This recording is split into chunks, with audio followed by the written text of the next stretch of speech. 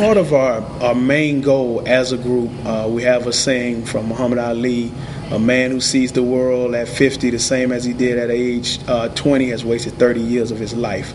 That quote is like significant to the work that we're trying to do. So our whole purpose is to develop the minds of men so they don't have to stay in that arrested development state, to let them know that they can liberate themselves by not holding on to those traditional themes of manhood. We're not saying that all elements of traditional masculinity is bad, but the problematic ones we want to address and say, for instance, our group is what we call modern day Renaissance men. That yes, we can like sports, but also at the same time care for women and care about being non-violent.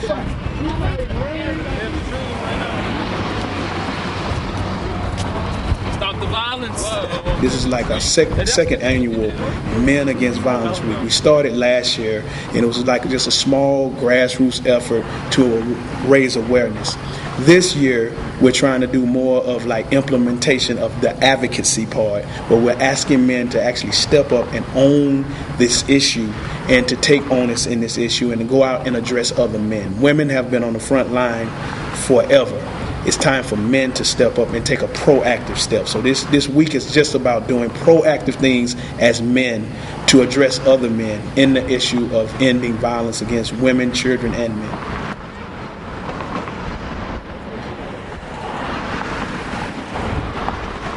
When we look at the issue of violence, the way violence has been set up, and it's because of the absence of men. It's been set up from what we call this reactionary response. And usually the reactionary response is been led by women, of course, because women are disproportionately suffer from violence. And when we look at men commit over 98% of violence. So what we're trying to do is kind of shift our focus and our way of thinking about this issue from a proactive prevention method, meaning that it's going to take men to ally and join with women in this fight, where men can no longer sit on the sideline as bystanders. And we really are addressing like the good men who stay in silence, because we know it's a small disproportionate amount of men who actually commit violence. We want those good men to create an environment where that's frowned upon so the bad guys can't thrive. How many of you men have witnessed a mother, a sister, or any female who's been a close acquaintance of yours or family been abused any type of way? We're taking some of the PMM members and we're going to a local middle school to talk about bullying and talk about relationship violence there. And it'll be 2 sessions, one for the young men and one for the young women.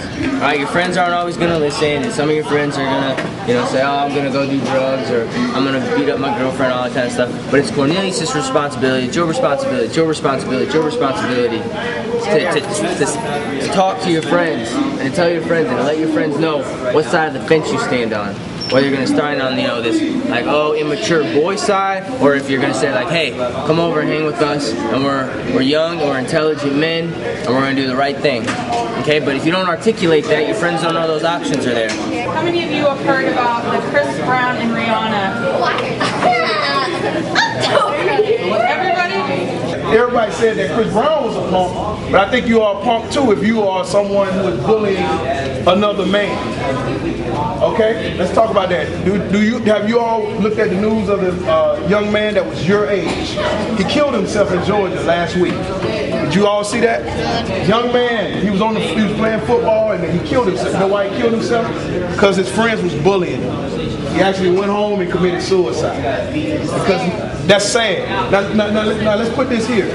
Okay, all it would have took is like a couple of the guys, a couple of you, this table here, to stand up to the fellas that was bullying him and say, hey man, that's not cool. It's not cool to do that. But because he was isolated and bullied, he actually went home and killed himself at your age. All that life he had to live. So again, fellas, we can't just pay attention to how Chris Brown, we have to look at how we treat each other.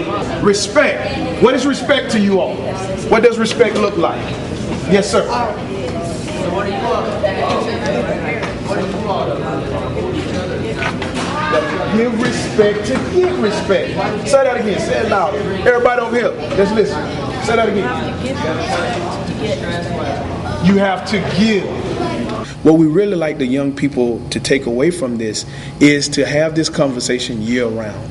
You know, it's not going to end with just this 1 week. This 1 week is to bring a focus to it, but we want them to take these ideas and these concepts and these strategies that we've talked about all week and apply them to their everyday life in small ways.